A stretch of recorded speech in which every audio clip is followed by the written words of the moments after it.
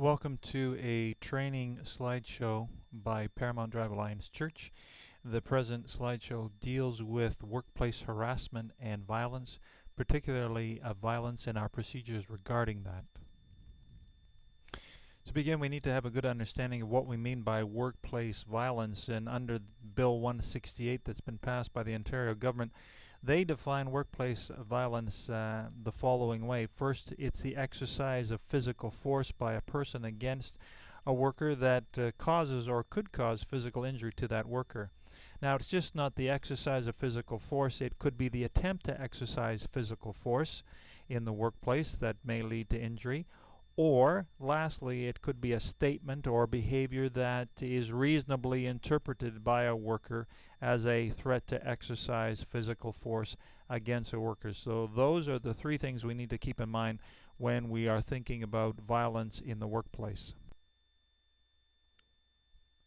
Every employee has the responsibility to report each and every incident of violence in the workplace to executive leadership. By executive leadership, we mean the senior pastor.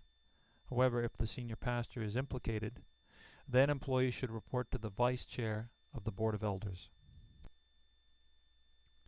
Once notified, executive leadership shall immediately make the appropriate inquiries, determine the nature of the incident, whether it is minor or more serious than that. An incident is considered minor when no one is physically harmed in any way, and which may be resolved through employee or supervisory mediation. The first step then to be followed by executive leadership, if it is determined that the incident is a minor one, is to determine if mediation is appropriate. And if it is considered to be appropriate, then to mediate or to arrange for mediation of the situation.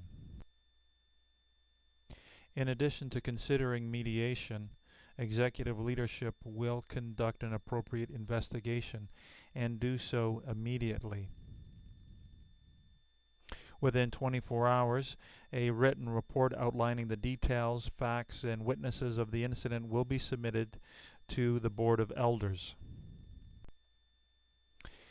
If the assailant is an employee, then executive leadership shall apply appropriate disciplinary measures based on the facts of the incident and the assailant's employment record.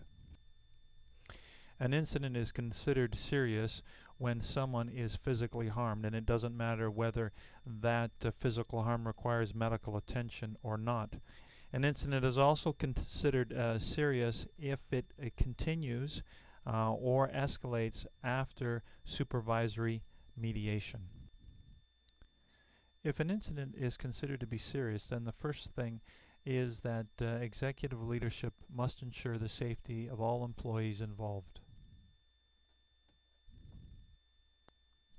Executive leadership will also ensure that proper medical treatment is provided or sent for.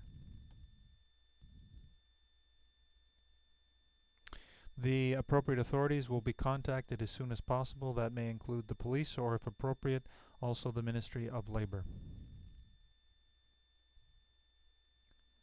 Executive leadership will contact the Board of Elders as appropriate and as soon as possible to assess who should be involved in the investigation of the serious incident. A thorough investigation will be conducted, keeping detailed notes of facts, times, witnesses, and witness accounts.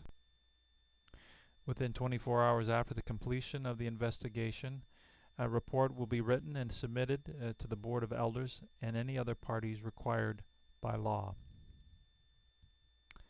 Executive leadership will consult with the Board of Elders regarding any disciplinary action that is to be applied.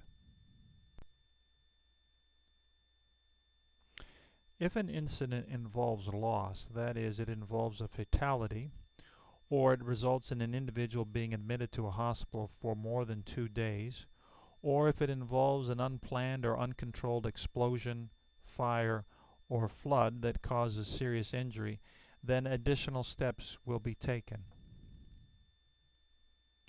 The area where the incident occurred must be sealed and not disturbed, except as necessary to attend to persons injured or killed or to prevent further injuries.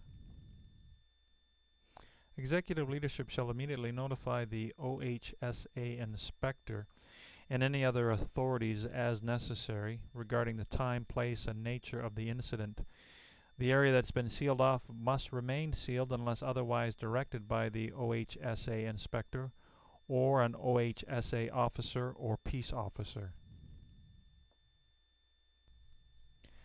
If an employee is reporting injury or adverse symptoms resulting from workplace violence or from exposure to workplace violence, then executive leadership shall advise the employee to consult a health professional of the employee's choice for treatment or for referral.